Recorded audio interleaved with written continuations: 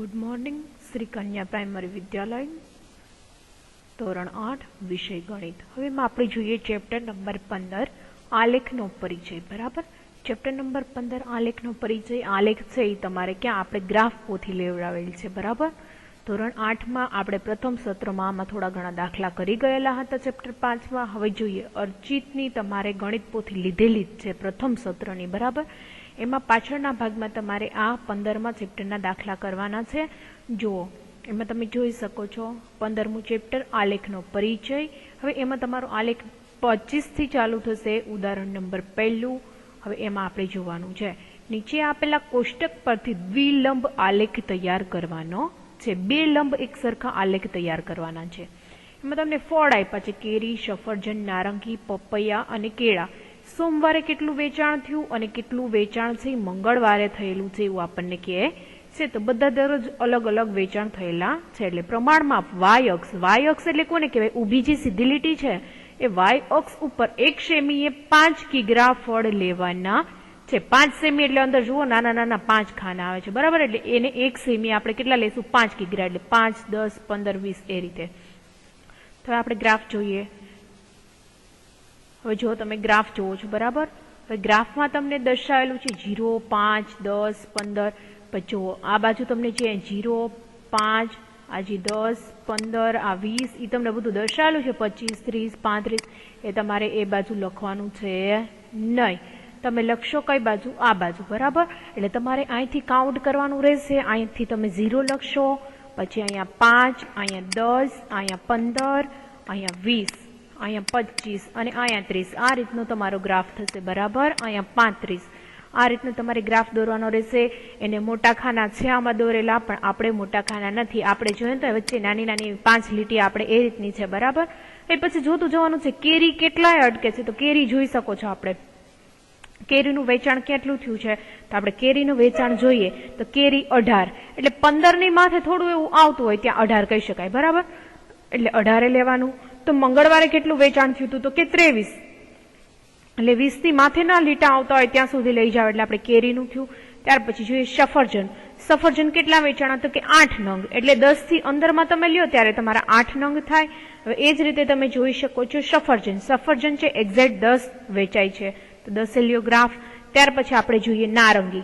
તો નારંગી છે એ કેટલી વેચાય છે? સોમવારે 27 વેચાય છે અને મંગળવારે 35. એ જ રીતે પપૈયું જુઓ તો કે સોમવારે 22 વેચાય છે અને મંગળવારે છે એ કેટલા પણ 22 જ વેચાય છે. એટલે બંનેનો ગ્રાફ છે ઇક્વલ સરખો આવશે. ત્યાર પછી જોઈએ કેળા. કેળા છે એ જોઈએ તો કેળા છે એ પહેલે દિવસે સોમવારે 33 વેચાય છે. એ જ રીતે જ્યારે બીજે દિવસે તમે જુઓ છો તો 27 કેળા વેચાય છે. તો એ રીતે આપણે દર્શાવવાનું રહેશે કે આટલા આટલા વેચાય છે. હવે જોઈએ ત્યાર પછી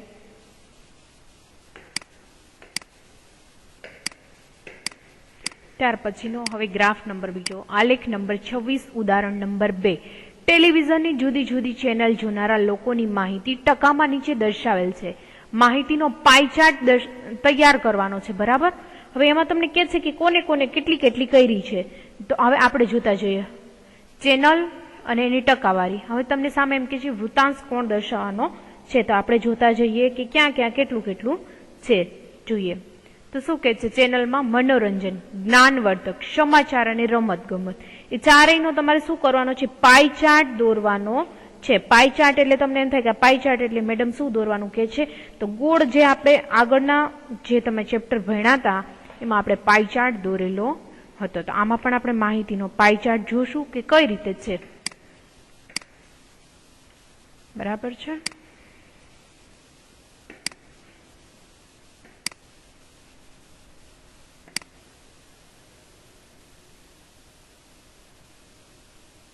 આ રીતનું તમે પાઈ ચાર્ટ બરાબર આપણે લઈએ.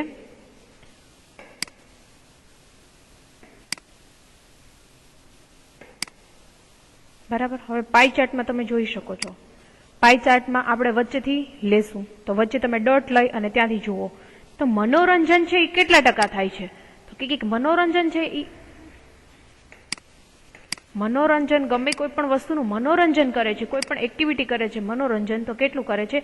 તો કે મનોરંજન છે 50% તો મનોરંજનમાં બધા ટાઈમ કાઢી નાખે છે. 50% મનોરંજન એટલે એનું હાફ કરીએ એટલે 50% આપણે કહી શકીએ.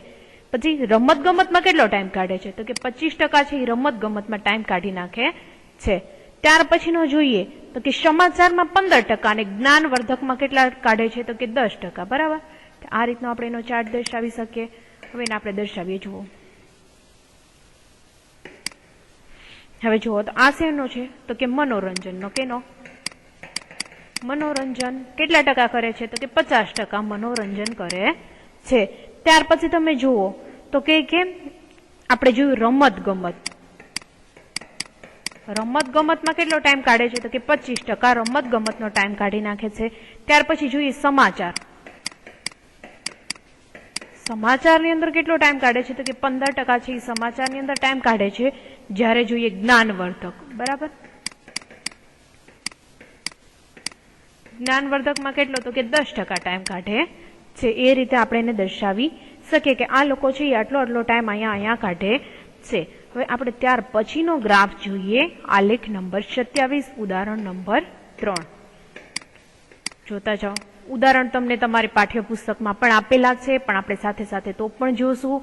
કોઈ વસાહતના 40 લોકોનું વજનનું આવૃત્તિ વિતરણ દર્શાવે છે. બરાબર. તેનો સ્તંભ આલેખ આપણે શું કરવાનો છે? તૈયાર કરવાનો છે. વજન જોઈએ કિગ્રામાં આપેલું છે 40 થી 45, 45 થી 50, 50 થી 55, 55 થી 60 અને 60 થી 65 અને વ્યક્તિઓની સામે નીચે સંખ્યા આપેલી છે. તો તમારે એક્સ અને વાય અક્ષ છે આપણે જોઈએ, આપણે સાથે સાથે દોરતા જઈએ. બરાબર.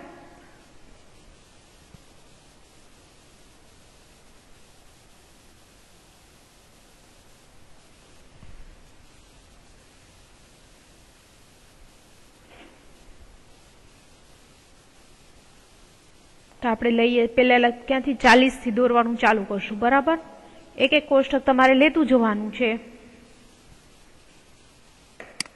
આપણો ગ્રાફ છે ક્યાં સુધી લઈ જવાનો છે? તો કે આપણે છે 65 સુધી આપણે ગ્રાફ દોરવાનો છે. બરાબર. અહીંથી આપણે દોરતા જઈએ. અહીંયા લખીએ 40. કેટલા? 40, 45, 50, 55, 60 અને 65. બરાબર. આ રીતે તમે દોરો તો પણ ચાલશે. બે ગ્રાફ એક સાથે કાઉન્ટ કરશો તો પણ ચાલશે. બરાબર. આ રીતે લઈએ 65. હવે 65 માં આપણો ગ્રાફ છે 2, 3 ડબલમાં ગ્રાફ લઈ લઈએ છીએ એટલે તમને દોરવામાં સરળતા રહે. જુઓ, અહીં લ્યો તમે 45. બરાબર. 45, અહીંયા લ્યો 50, અહીંયા 55, અહીંયા 60. બરાબર. 65 અને 70. તમારે એટલા લેવાના છે. 45, 50, 55, 60, 65 અને 70. 70 સુધીનો આપણે ગ્રાફ ડ્રો કરી. ત્યાર પછી જોઈએ કે ગ્રાફમાં કઈ રીતે આગળ વધીએ છીએ. એ તમારે ઉપર શેનું દર્શાવવાનું છે? વ્યક્તિઓની સંખ્યા દર્શાવવાની છે કે વ્યક્તિઓની સંખ્યા કેટલી છે. તો વ્યક્તિઓની સંખ્યા આપણે જોઈએ. તમને ઉપર ગ્રાફમાં બતાવેલું જ છે કે કેટલી સંખ્યા છે. તો વ્યક્તિઓની સંખ્યા કેટલી તમને દર્શાવી છે? 0, 2, 4 એવી રીતે. બરાબર. તો એ પણ બબ્બીના ખાનામાંથી કાઉન્ટ કરશો. અહીં તમને 0 તો આપેલો છે, 2, 4, 6, 8, 10. બરાબર. એ રીતે તમે કાઉન્ટ કરશો. તમને ક્યાં સુધી આપેલું છે? તો આપણે જોઈએ 12 અને 14. બરાબર. એટલે આના પછીના ઉપરના ખાનામાં તમે 12 અને 14 સુધી લઈ શકો. આપણે નીચેથી ગ્રાફ દોરવાનું સ્ટાર્ટિંગ કરીએ. જોઈએ તો પહેલા ગ્રાફમાં તમને એવું કે છે, સોરી એક સેકન્ડ,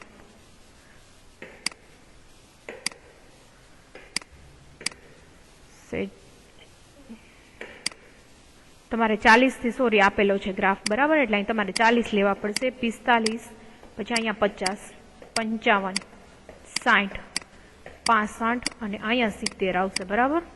અહીંયા તમારે 2, 4, 6, 8, 10 અને ઉપરના ખાનામાં તમે 12 લખી શકો. બરાબર.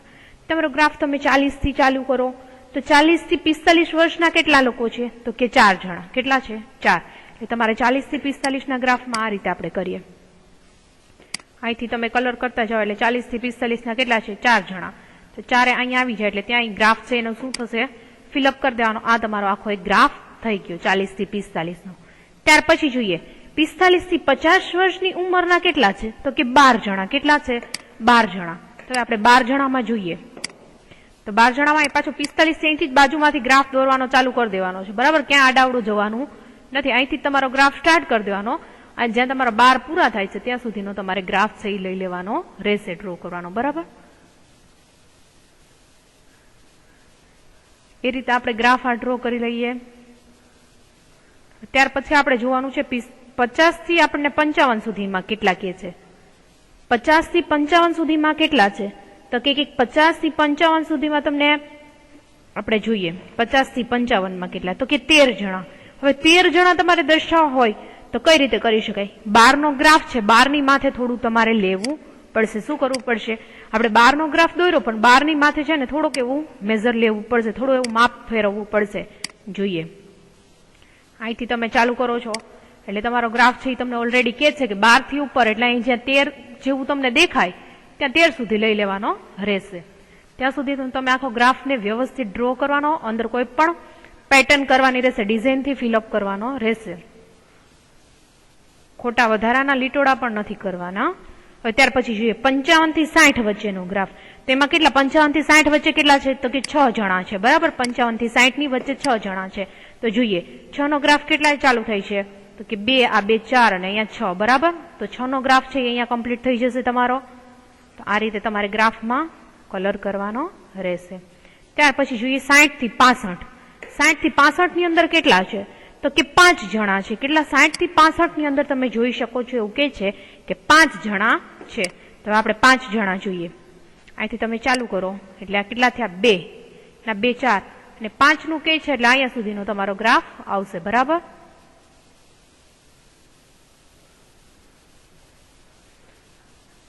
પાંચ નો ગ્રાફ કે છે એટલે તમને એમ થાય કે કઈ રીતે ખ્યાલ આવે તો આપણે જોઈએ 4 સુધી આખું લઈ લેવાનું. 4 ની માથે નાના નાના 2 ખાના અને માથેનું અડધું ખાનું લેવાનું છે. તો ત્યાં તમારો આખો ગ્રાફ છે એ આખો વ્યવસ્થિત કમ્પ્લીટ થશે.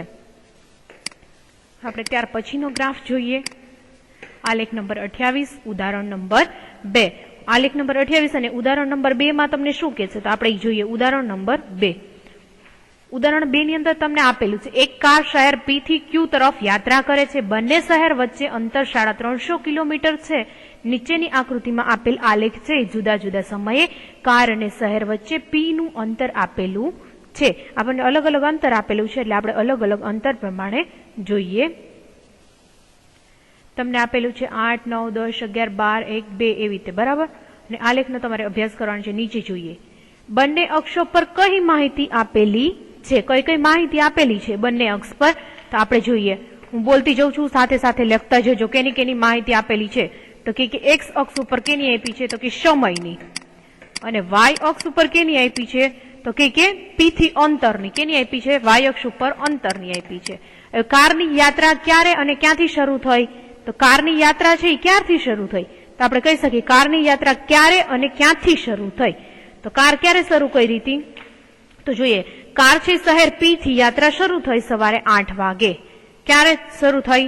P થી સવારે 8 વાગે. સવારે 8 વાગે યાત્રા શરૂ કરી હતી.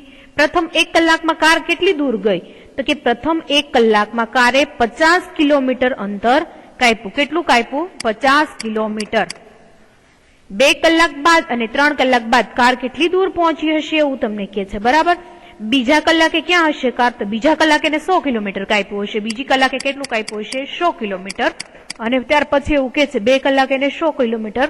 અને ત્યાર પછી આપણે જોઈએ તો કે ત્રીજી કલાકે કેટલું અંતર કાપ્યું હશે તો ત્રીજી કલાકે માથેનું 50. એટલે તમે કહી શકો ત્રીજી કલાકે માથે 50 કિલોમીટર. એટલે આપણે જોઈએ તો 200 થી 250 ની વચ્ચેનું અંતર કાપેલું હશે. હવે આપણે ત્યાર પછીનો જોઈએ પ્રશ્ન નંબર 4. શું એમ કે છે કે શું પ્રથમ 3 કલાકની ઝડપે સરખી રહી અને એ તમે કેમ જાણ્યું કે પ્રથમ 3 કલાક સરખી રહી તો આપણે જોઈ શકીએ પ્રશ્ન ત્રીજાનો અને આપણે ચોથાનો જવાબ આપીએ એના આધારે આપણે કહી શકીએ કે કારની ઝડપ છે સમગ્ર સમય દરમિયાન સરખી નહોતી રહી, અલગ અલગ હતી, બરાબર.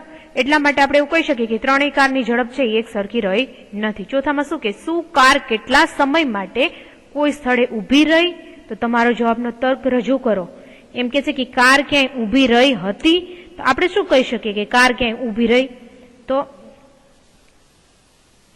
કાર ક્યાંય ઊભી રહી કે નથી ઊભી રહી તો આપણે કઈ રીતે જોઈ શકીએ તો આપણે અંતર જુઓ તો તમે વચ્ચે વચ્ચે સ્ટ્રેટ આવે છે તો આપણે એમ કહી શકીએ કે હા કાર છે કોઈ સમય દરમિયાન ઊભી રહેલી હતી, આપણે તર્ક મુજબ, કેમ કે સમયની આડાઅવળું થાય છે એના ઉપરથી આપણે એવું કહી શકીએ. હવે એમ કે છે શું કાર કેટલા સમય માટે કોઈ સ્થળે ઊભી રહેલી છે, તો તમારો તર્કની રજૂઆત કરવાની છે, તો એ આપણે કર્યું. અને કાર ક્યારે શહેર ક્યુએ પહોંચી હશે, ક્યારે પહોંચી હતી, તો ક્યારે છે અહીંયા સમય પહોંચી હતી, તો કે 2 વાગે પહોંચેલી હતી. કેટલા વાગે? 2 વાગે પહોંચેલી હતી. બરાબર. એટલે આજના લેક્ચરમાં આપણે અહીંયા સુધીનું રાખશું, બાકીનું આપણે નેક્સ્ટ લેક્ચરમાં જોશું. Thank you.